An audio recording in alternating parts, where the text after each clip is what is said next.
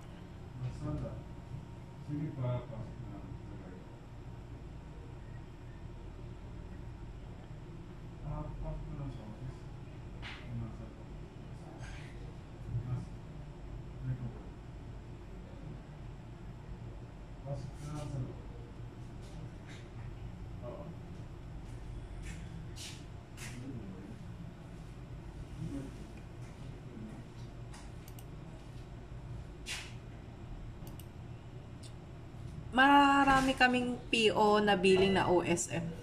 Pa-continue na lang yan. Mas hindi lang siya services dito sa site mostly, lalo na OFM natin yung mga materials. More on mga ganyan yung transaction natin. Patuloy na lang po muna yung OSM. Thanks.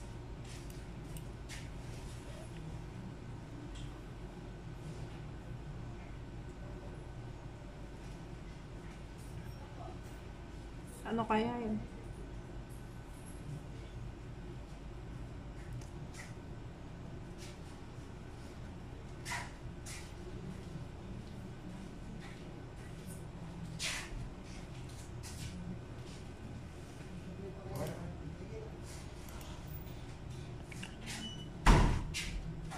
For this transaction, ang nilalagay dito is percentage of completion. Unlike dun sa normal na inventory, ang nilalagay namin dun is yung amount. Ang na-encounter kasi namin before, yung pag percentage of completion is hindi siya nagtatali sa amount. Hindi ba, Sir Dondi, kaya tong gawa ng workaround na amount ang ilalagay instead of percentage of completion?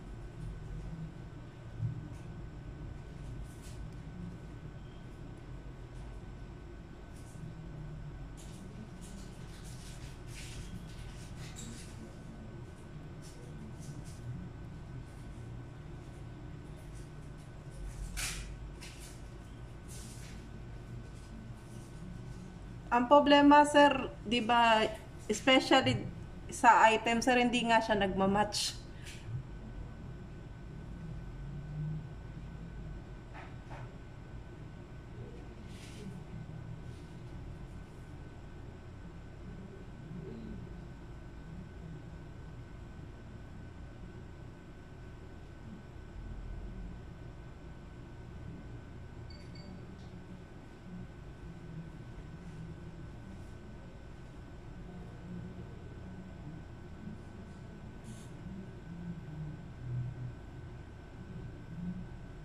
Yes, meron. Wala ka tayo.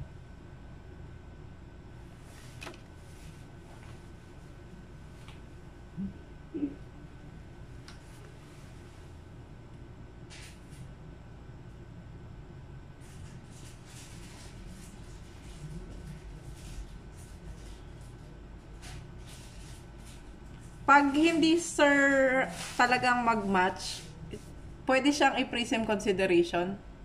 Kasi medyo mahirap din talaga pag ano eh. Di ba na-encounter na natin yun? Pag hindi talaga lumalabas yung amount. Na which is ang gusto ni Procom is apple to apple. Kung ano yun nasa prism, yun yung gusto nila nandun din sa ano.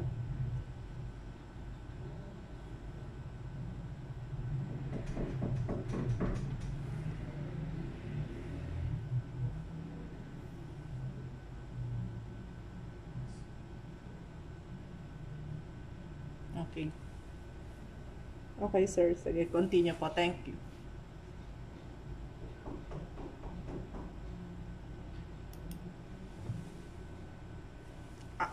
Okay, sige po, sir.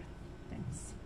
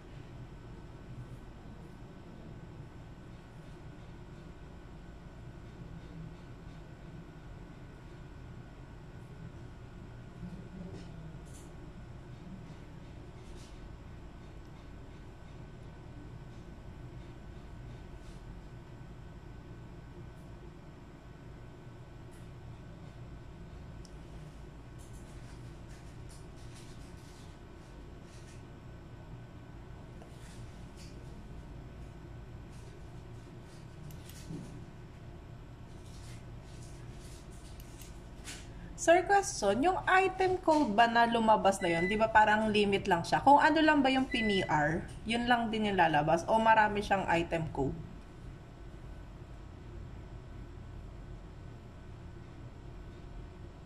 Mm. Okay. Sige, thank you.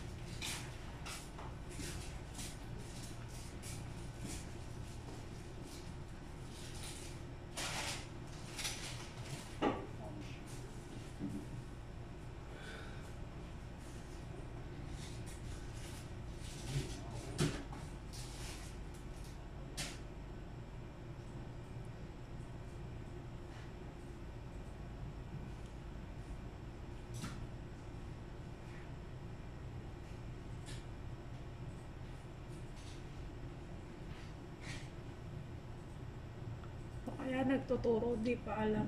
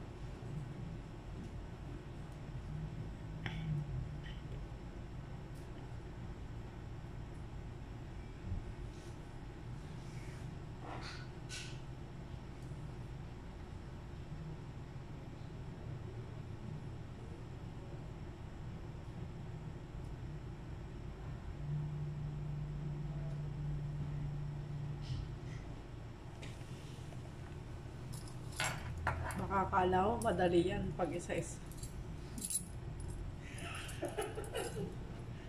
Alaata nito, yun lang gagawin natin.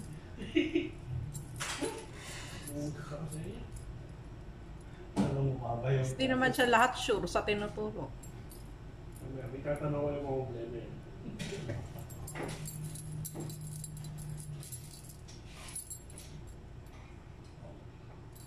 How do you discover?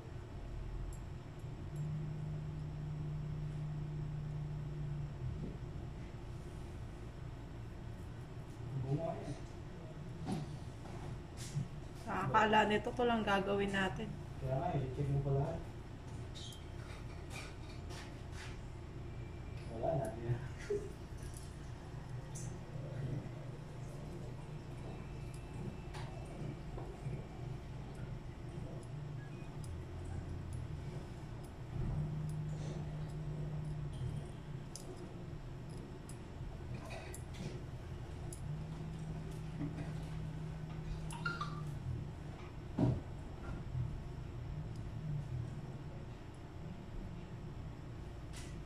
Tayo na.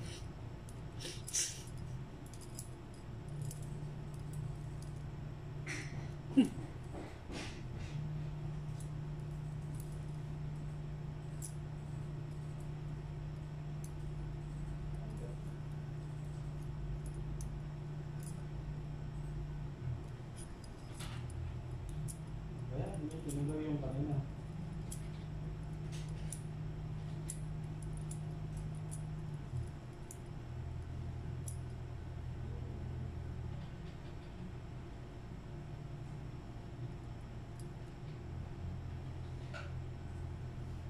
Wala.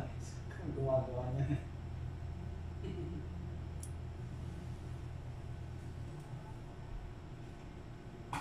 Ang service. Teknik ka naman na. Service. Teknik ka naman na. Ha? Technique ka. Anong check ko? Technique yan, ano ng material siya o service. Kitang gagawang kiya.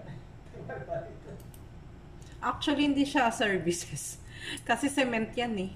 So, OFM siya.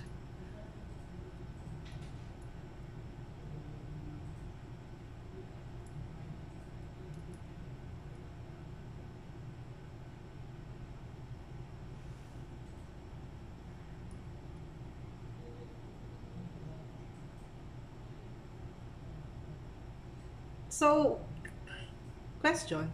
Kunyari nagkamali from the very start ng, di ba dapat na de-determine yan ang creation ng PO? Kasi syempre, alam nila naman na material siya. Bakit ginaw pa nila na ipasok siya sa services? Hindi agad ibalik. So, pag nagkaganon ng instances, tulad niyan, babalik ba kami from the very start?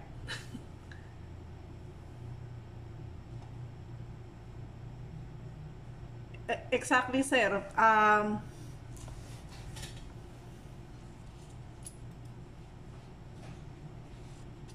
Opo.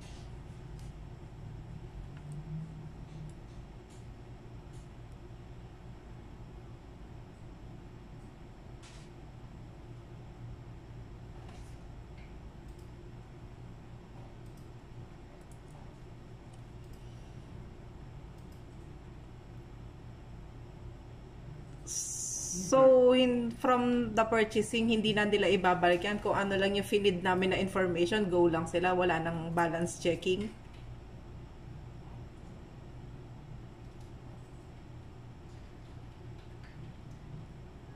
Wait lang.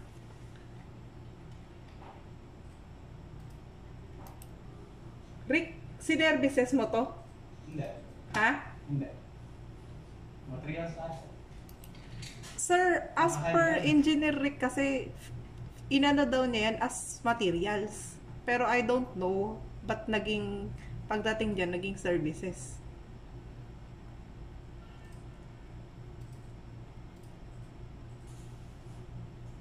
Sure ka ba doon, Rick? Materials yan? Ayan si Rick, sir, oh. Tinanong ko siya. Oo, materials yan, sir. Ang ano yan, sir, pag nag-PPR ka, parang may hidden, ano siya, naka-hide yung button ng yung wait lang, check ko lang sa Facebook. Ayan. Ayan.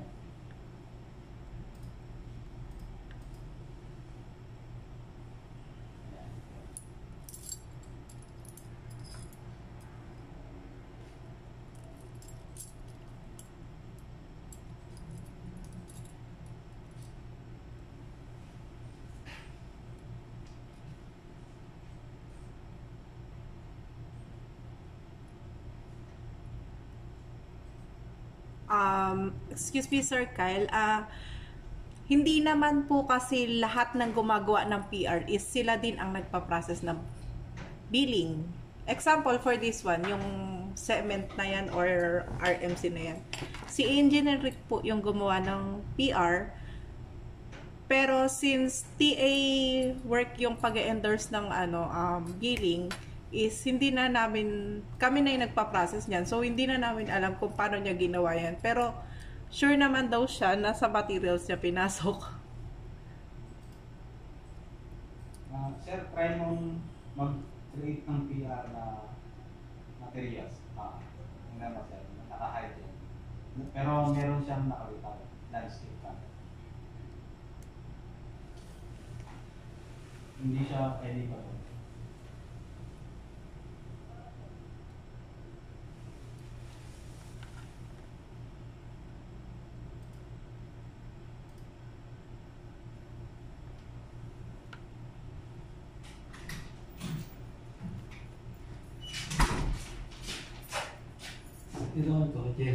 Kasi sir, doon di kung ganun yung gagawin namin isa-isa, ay ang dami sir billing, tapos kung hihimay-himay ko pa talaga yung laman yan from the PR creation.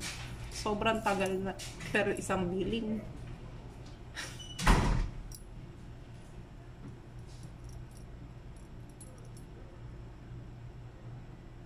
Yeah, nilitaw ka.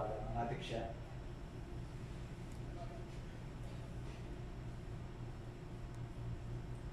Hindi siya editable.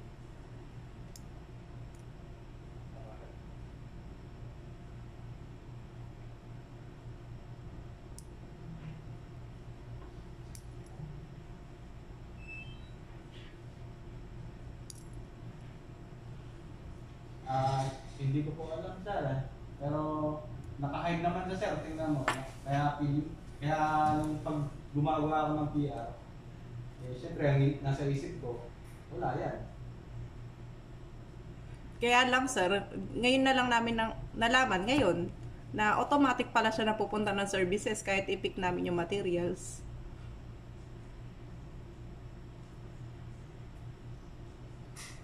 Ay, ibig sabihin, pwede ka na mag-bill sa services.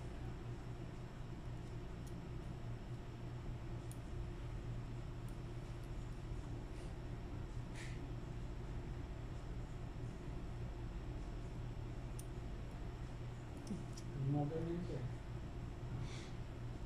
Malamang sir, kasi automatic siya nakaganyan eh. Automatic naglalagay siya.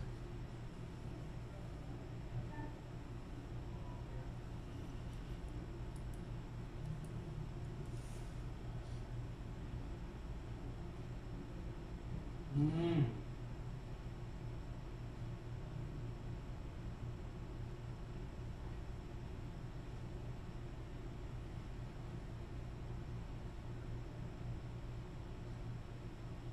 Wow.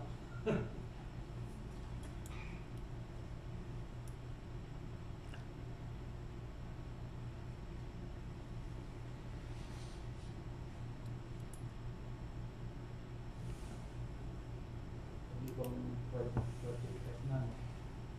Kulang pag-update. Sinasabi.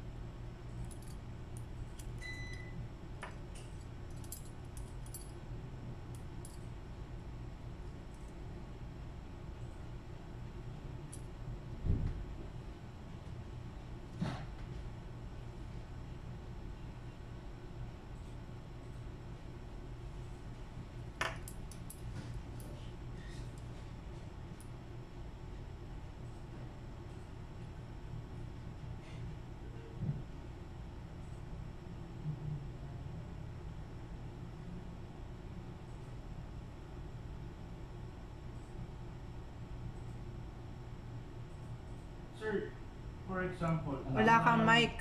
Hello. Hello, sir. Wala kang mic. Hello. Wala kang mic. Alright, wala akong mic. Hello, sir. Yeah, may mic. Meron na. Sir, for example, yung project natin is wala yung code niya. Paano kaya yun? Kasi yung tinignan ko yung kay Isaias, ang code niya is PT1. Ang nakalagay sa code ko, pag sa depo is PSDC.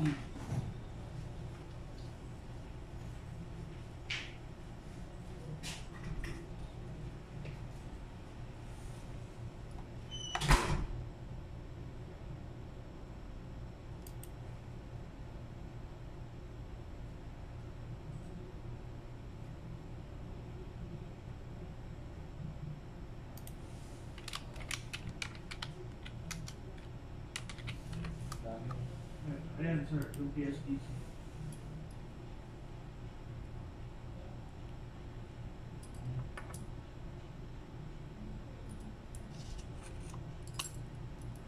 Ano kaya yun? The capital ng akin. Sir, sir, paano kaya sa mga, ano kasi namin, napansin namin dun sa mga PR creation namin. Ang daming project ko na lumabas na hindi ang familiar. Tapos minsan napipindot din namin.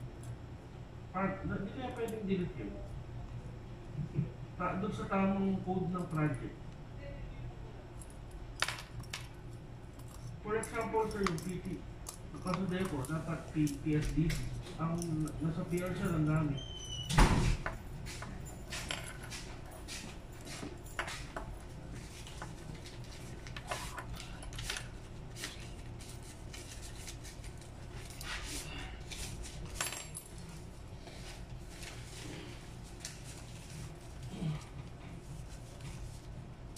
Sir, pag delete ba yung the capital, lahat ng transaction na ginawa namin under the capital, Sige ba ito?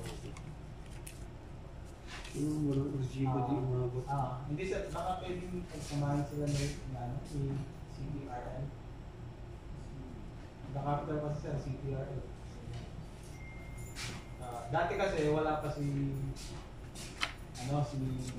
CPRL. Kaya nakapital mo nagagamit. Pwede silang i-migrate, parang gano'n. Na hindi na-apektuhan mo ako ng transaction sa...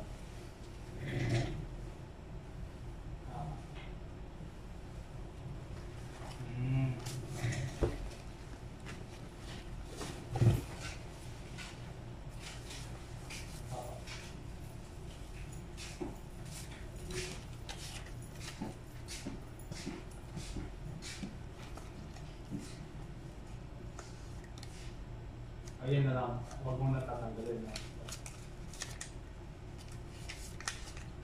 Sige sir.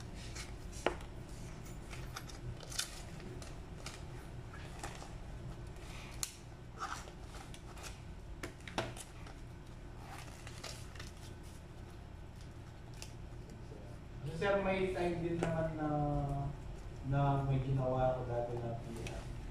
Walang laman yung CPRL. Kaya yung the capital yung ginagamit ko.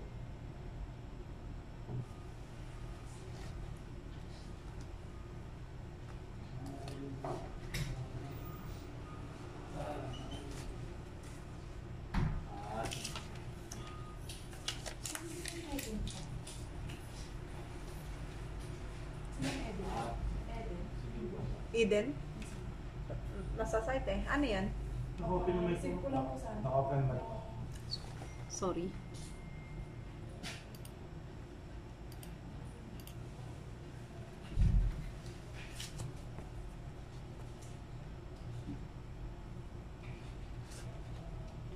Is na bago mag-power mo sa Pasodeco ko.